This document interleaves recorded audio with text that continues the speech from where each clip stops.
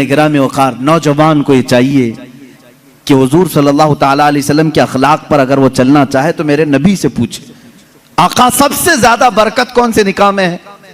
हुजूर ने फरमाया, इन्न अअज़मन निकाहि बरकतन ऐसरुहु मऊनतन औ कमा क़ाल रसूलुल्लाह सल्लल्लाहु अलैहि वसल्लम।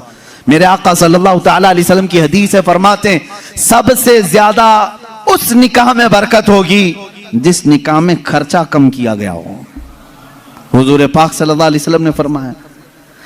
अब इसका मतलब कंजूसी नहीं, बखालत नहीं, जिसकी जितनी हैसियत है उस एतबार से करे, अपनी हैसियत से ज्यादा टांग भी ना फैलाए, और अल्लाह ताला ने नेमतें दी है तो बखालत भी ना करे, गुरबा और मसाकीन को खूब खिलाए। इसलिए कि अल्लाह के नबी सल्लल्लाहु ताला अलैहि वसल्लम के तकरीबन 11 निकाह, उसमें सब अलग अलग किस्म के हुए हैं। जब हजरत खदीजा से निकाह हुआ था, हुजूर की उम्र 25 साल की थी और आप तिजारत कर रहे थे और तिजारत का माल था। आप सल्लल्लाहु ताला अलैहि वसल्लम ने जो निकाह फरमाया उसमें लोगों की दावत भी हुई। एक निकाह हुआ हजरत सौदा रज़ियल्लाहु ताला अन्हा से, वो उस निकाह में सिर्फ खजूरें बांटी गई और कुछ भी नहीं। फिर हुजूर सल्लल्लाहु ताला अलैहि वसल्लम ने हजरत ज़ैनब से निकाह किया, हजरत मैमुना से निकाह किया, उसमें तो बकरा ज़बह करके वलीमा किया हुजूर पाक ने, और उतनी बड़ी दावत किसी और में नहीं। क्यों? ये मैं हालात बता रहा हूं। जब तुम्हारे पास माल था या माल आया है उस एतबार से तुम्हें करने की इजाजत है, और जब ना हो तो कर्जा लेकर के दिखावा करने की इजाजत शरीयत ने नहीं दी है। शादियों के लिए इस तरह से लोग मकरूज हो जाते हैं। कई लोग ऐसे हैं जो अपनी पता नहीं अजीज अजीज चीजें उठाकर बेचते हैं, नहीं सिर्फ 4 लोगों में मुझे मुंह दिखाना रहता है, मुंह दिखाना रहता है, निकाह करना है बेटी का, निकाह करना है फलां का। और आज के मुआशरे से मैं नौजवानों से कहूंगा, मेरे सुनने वाले जितने नौजवान हैं, अगर नबी से मोहब्बत करते हो इस मिलाद में एक अज़म कर लो, एक अहद कर लो, हम में से जिसका निकाह होगा, हम जिससे निकाह कर रहे हैं, हम ससुर के लिए बला बन के नहीं उतरेंगे। हाँ, आज बहुत सारे दामाद बला बन चुके हैं, बला हैं, वो वबा हैं, इसलिए कि बेटी एक बार दिया है और ये बीमारी जिंदगी भर की लगा लिया है। हाँ, कई लोग हैं ऐसे। कड़वी जरूर है मेरी बात, जिसने अपनी बेटी दिया है और वो पीछे लग गया है। कल ही एक खातून मेरे पास आई, शादी होकर के उसके 9 साल हुए हैं, बच्चे भी हैं।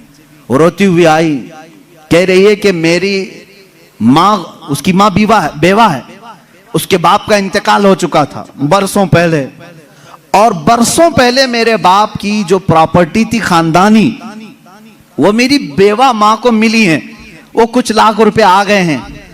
और जैसे ही मेरे घर में मालूम हुआ है, शोहर ने मुझे बाहर निकाल के घर भेजा है, जा तेरी अम्मा को जो प्रॉपर्टी में मिला है उसमें से 2 लाख मांग के लेके आ। मुआज़ल्लाह, भिखारियों से क्यों शादी करते हो? इस तरह के लोग जो अपनी औरत पर अपना महल सजाना चाहते हैं, उनकी हैसियत बहुत जलील है, बहुत जलील। मैं आपको बताऊं, तुम बर्बाद होना चाहते हो, जिसकी ख्वाहिश है वो मुझसे पूछ ले, मैं बता दूंगा। तौबा अस्तगफिरुल्लाह, कोई नहीं चाहेगा। हर कोई बरकत का रास्ता हमसे पूछता है, लेकिन ये रास्ता भी मैं बता देता हूं। जो अपना बिजनेस और अपनी बरकत सब बर्बाद करना चाहता है, उसके लिए बाज़ बुजुर्गों ने फरमाया, वह अपनी बीवी से जबरदस्ती उसका माल लेकर के बिजनेस में लगाया हो, वहीं से शुरुआत हो जाएगी नहुसत की।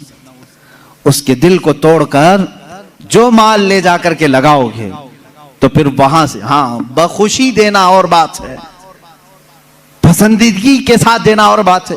बहुत सारे लोग शादियों के बाद अपनी बीवियों पर दबाव डाल करके उनका सारा जेवर उठाकर ले जाकर रख देते हैं और उस पर तिजारत करने की कोशिश करते हैं। कहां की बरकत?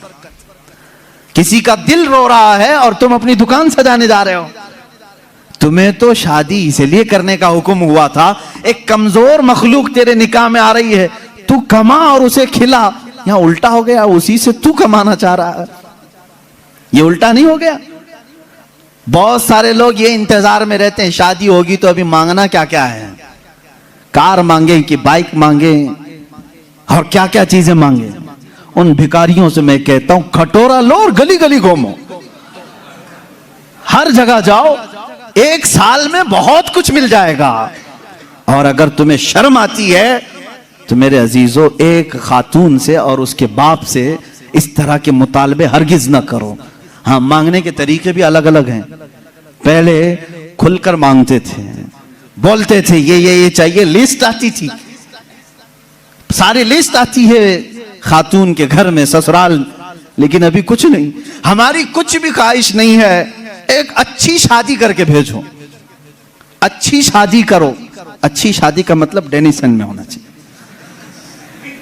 मैं तो यहां नाम ले रहा हूं, तुम दबा करके अपनी ख्वाहिशों का जिक्र करो और उसी में दबे लफ्जों में सारी चीजें। हमको कुछ मत देना, अपनी बेटी को ही जो कुछ भी देना है दे दो, हम उस पर नहीं कहेंगे। और बाप बेटी को जो जो दे बाद में ताना मारेंगे, क्या तेरा बाप इतना नाअहल है, तुझे एक वॉशिंग मशीन नहीं दिया, तुझे एक पलंग नहीं दिया, तुझे एक तिजोरी नहीं दिया, तुम तो कह रहे थे कुछ नहीं चाहिए। अजीजा ने गिरामी, ये भी तरीका भीख मांगने का ही है। भीख मांग, ये जहेज की लानतों को खत्म करो। जो वो अपनी खुशी से ले आए वो उसका माल है, तुम्हारा नहीं। औरत जो अपने घर से लाती है वो उसका खुद का माल है, शोहर का नहीं, ना ससुराल का है।